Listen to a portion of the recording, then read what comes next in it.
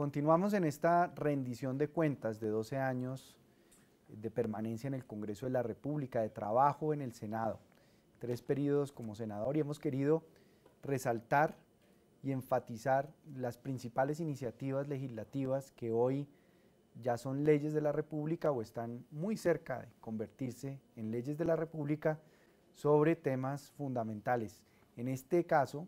un tema es la inteligencia y la contrainteligencia, y es cómo las agencias que hacen parte de la comunidad de inteligencia desarrollan su trabajo, cuál es su misión, cuáles son sus objetivos fundamentales, cuáles son los controles, las jerarquías establecidas para evitar abusos, pero también las protecciones a la gente, al capital humano que desempeña esta labor, que es una labor de mucho riesgo, que es una labor silenciosa, muchas veces ingrata porque es anónima, nadie la conoce. Entonces, cuando la inteligencia es noticia, es cuando falla realmente la inteligencia. Cuando no es noticia y nadie se entera, es cuando está funcionando, cuando se evitan y se previenen ataques contra los ciudadanos, ataques contra los derechos humanos. Y precisamente la Ley 1621 de 2013, que estableció un marco jurídico sobre inteligencia y contrainteligencia, estableció, por ejemplo, herramientas de coordinación entre esas agencias para que cada una no realice su trabajo aisladamente, sino que haya colaboración, cooperación institucional, coordinación para el trabajo mancomunado de manera conjunta y tener más eficacia en la labor, que no se presenten labores de inteligencia contra blancos de inteligencia, objetivos de inteligencia que no deben serlo, por razón a ser opositores políticos, defensores de derechos humanos, magistrados, periodistas, que es lo que se había presentado en el pasado en Colombia y que generó una serie de escándalos que los ciudadanos rechazaron. Entonces, yo quisiera dialogar con 2 personas muy vinculadas a estos temas, muy conocedoras de esas realidades, que son, en primer lugar, William Cañón, que es agente de inteligencia pensionado, con quien vamos a hablar sobre el proyecto de ley 140 de 2016, que está muy cerca de convertirse en ley de la República, y con Nelson Romero, sargento mayor retirado, donde queremos tocar este tema de la ley 1621, la ley de inteligencia y contrainteligencia de 2013. Quisiera que habláramos un poco de dónde estábamos antes de la ley, qué estaba pasando en Colombia con la inteligencia y la contrainteligencia, en relación también a lo que hizo el mundo después de los ataques del 11 de septiembre de 2001, que generaron como unas reingenierías institucionales, misionales de los organismos de inteligencia, detectaron en qué estaban fallando y qué debían corregir para tener una labor más eficaz, pero hubo como un cambio de paradigma, en donde estos organismos durante mucho tiempo creyeron que su meta, su objetivo, su misión fundamental era la defensa de la seguridad nacional, y migraron a los derechos humanos, que es la defensa de los derechos humanos. Pero cómo proteger, por ejemplo, también las fuentes y métodos de la inteligencia, que son baluartes, la reserva, en qué casos hay que aplicar reserva, en qué casos se debe levantar reserva en aras de la transparencia de la información hacia la ciudadanía, en fin, todos estos temas, pero especialmente cómo estábamos antes de la ley de inteligencia, antes de que existiera un marco regulatorio. Bueno, primero que todo agradecerle, señor senador, por este gran trabajo, porque no estoy seguro, estamos seguros de la Fuerza Pública, que es una ley supremamente interesante para la protección del país, del Estado en general, porque en su grandeza de esta ley, que no pareciera, está cubriendo la protección general del Estado a los administrados, a los administradores y a los que ejercemos la actividad de inteligencia, que somos los ojos y oídos de la seguridad de Estado. Por tal motivo, esta ley cobija la protección general de los ciudadanos colombianos y, como ustedes sabiamente lo decía, precisamente está orientado a proteger en máxima expresión los derechos humanos que nos cobijan a todos. Es grandiosa en todo el sentido por cuanto inicialmente estábamos en una estructura de inteligencia que no teníamos una normatividad que de alguna forma nos indicara hasta dónde tendría que ser el límite y hasta dónde podríamos llegar o qué no hacer y qué sí hacer. Entonces hacíamos las actividades de inteligencia y contrainteligencia con el único entender de saber que lo que hacíamos, lo hacíamos en defensa de nuestra patria. Nosotros mismos deberíamos colocarnos los límites, que pues es sabio el decir que la inteligencia es tan difícil de manejar que solamente la podemos manejar manos limpias. Pero al igual que en todas las instituciones de este nivel tan grande, pues también, como en todas las familias, tenemos hijos cabezones. Entonces, habrían personas que también se podían salir del contexto de poder querer acertar o buscar la información, violentar de alguna forma los derechos fundamentales de los ciudadanos. Por esa razón, esta ley enmarca una protección hacia todos los niveles sociales del Estado, sin permitir que se achique la protección del Estado hacia la seguridad misma del Estado. Bajo esos parámetros, esta ley nos encuadra y nos organiza, de alguna forma, por decirlo así, en lo que debemos hacer, cómo debemos hacerlo, en cumplimiento de las leyes nacionales y la normativa internacional para proteger el Estado y proteger a los administrados. Muy bien. Nelson Romero, sargento mayor retirado. Ahora quisiera, con William Cañón, que es agente de inteligencia pensionado, hablar de este proyecto de ley que está muy cerca de convertirse en ley de la República, que salda una deuda histórica con el personal civil que hace inteligencia de la mano o en cooperación con las fuerzas militares y la fuerza pública, que se infiltra durante meses en organizaciones criminales, sacrificando su familia, arriesgando su vida, y que en el caso de que terminen, Dios no lo quiera, muertos en desempeño de estas misiones, pues prácticamente el Estado se desentiende y no los reconoce ni siquiera como personas que existieron. Hemos querido con esta ley precisamente buscar que se les devuelva esos beneficios perdidos desde la ley 100 del 93, que los separó a ustedes de el régimen especial que tenía la fuerza pública y que tiene razón de ser no solamente por ser la fuerza pública, sino en razón a las funciones o al trabajo que desempeñan y al riesgo que ese trabajo genera para tener beneficios en salud, pensionales, en fin. Entonces quisiera como que nos comentara, William, por qué es importante tener en cuenta esta población, por qué es importante devolverle estos beneficios que perdieron,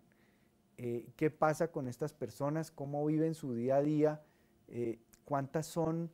y sobre todo el costo fiscal que esto tendría, que es motivo de preocupación en algunos sectores, el costo que además hemos visto que va a ser progresivo, no va a ser de un solo golpe. Entonces, cuéntenos un poco de este proceso. Gracias, senador, por la oportunidad de, digamos, histórica, como usted mismo lo ha referido, de tratar este tema, principalmente de los siguientes ejes. Uno, el histórico. Para no ir tan atrás en la historia, desde las guerras de independencia,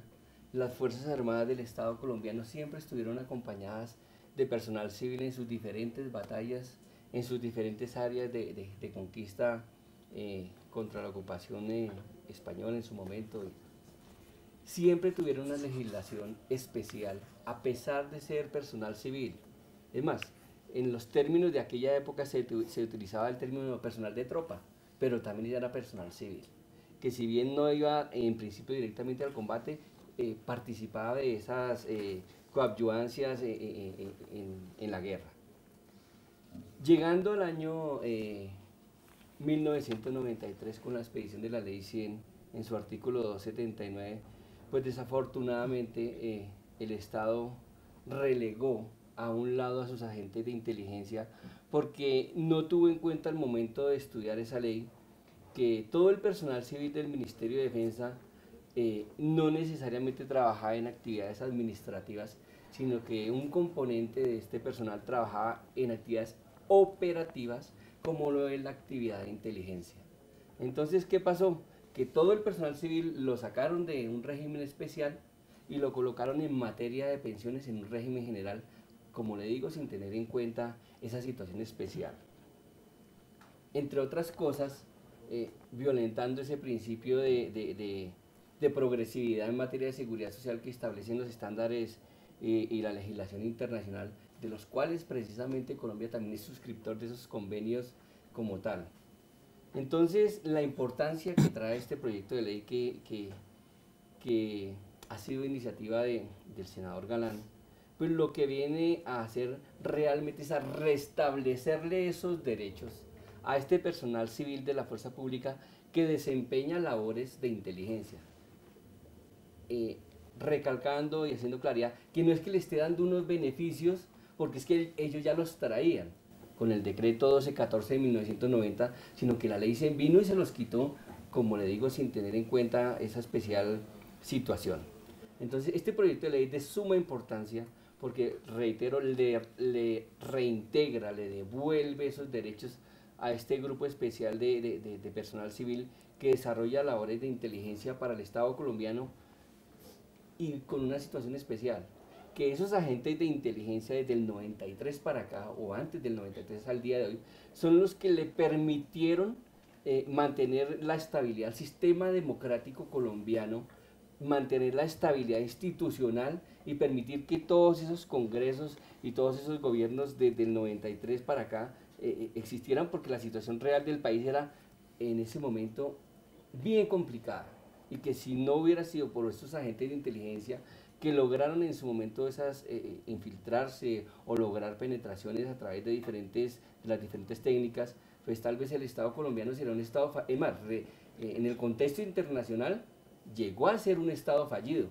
pero por esa repotenciación de la inteligencia y por ese trabajo arduo de estos hombres y mujeres que abandonaron sus familias para ir a internarse a la selva y lograr esos objetivos de alto valor y que cambiaron el curso de la historia, por eso es importante esa ley, porque le restablece esos derechos a esos hombres y a esas mujeres, incluso a aquellos que murieron en cumplimiento de su deber a través de sus familias como personas que heredan esos derechos. Muy bien.